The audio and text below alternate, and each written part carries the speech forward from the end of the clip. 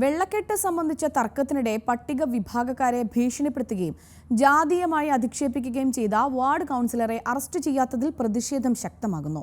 തൃക്കാക്കര നഗരസഭാ councillor Shaji വാഴക്കാലയ്ക്കെതിരെ police കേസെടുത്തിട്ടുണ്ട്. ഇയാൾ ഒളിവിൽ പോയതായി അഭ്യൂഹം.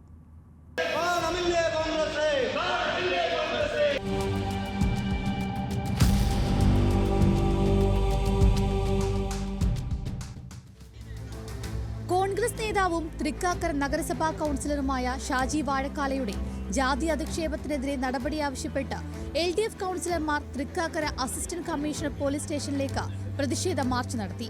പരാതി നൽകി ദിവസങ്ങൾ കഴിഞ്ഞിട്ടും പോലീസ് ഇതുവരെയും അറസ്റ്റ് രേഖപ്പെടുത്തിയിട്ടില്ല. ഇയാൾ ഒളിവിൽ പോയിരിക്കുകയാണെന്നാണ് പ്രതിപക്ഷ കൗൺസിലർമാരുടെ ആരോപണം.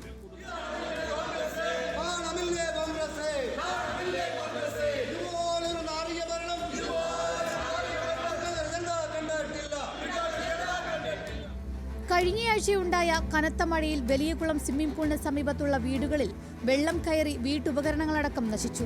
28ാം വാർഡ് കൗൺസിലർ ഷാജി വാഴക്കാലയാണ് സ്വിമ്മിംഗ് പൂൾ പുതുക്കിപ്പണിതത്. എന്നാൽ ആഴമില്ലാതെ കാന നിർമ്മിച്ചതും തറനിരപ്പിൽ നിന്ന് റോഡ് ഉയർത്തിയതും കുളത്തിന്റെ പാർശ്വഭിത്തികൾ ഉയർത്തിക്കെട്ടിയതും വെള്ളം കയറാനിടയാക്കി. കുളവും കാനകളും അശാസ്ത്രീയമായി നിർമ്മിച്ചതുമൂലമുണ്ടായ വെള്ളക്കെട്ടിന് പരിഹാരം തേടി പ്രദേശവാസി KR കൃഷ്ണൻകുട്ടി ഹൈക്കോടതിയെ സമീപിച്ചിരുന്നു. തുടർന്ന് വലിയകുളം സ്വിമ്മിംഗ് പൂളിൽ നിന്ന് സമീപത്തെ വീടുകളിലേക്ക് വെള്ളം കയറുന്നത് തടയണമെന്ന് ഹൈക്കോടതി നിർദ്ദേശം നൽകി. ഇതനുസരിച്ച് കുളവും പരിസരവും പരിശോധിക്കാൻ അധികൃതർക്കൊപ്പം വാർഡ് കൗൺസിലർ ഷാജി വാഴക്കാലയും എത്തിയിരുന്നു. ഇതിനിടയിൽ പരാതിക്കാരനെ കണ്ടതോടെ ഷാജി ഭീഷണിപ്പെടുത്തുകയായിരുന്നു.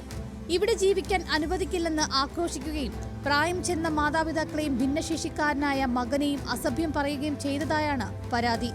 കൃഷ്ണൻകുട്ടിയുടെ മകനും പ്രതിരോധ വകുപ്പ് ഉദ്യോഗസ്ഥനുമായ രാജേഷിന്റെ പരാതിയിലാണ് പോലീസ് കേസെടുത്തിരിക്കുന്നത്.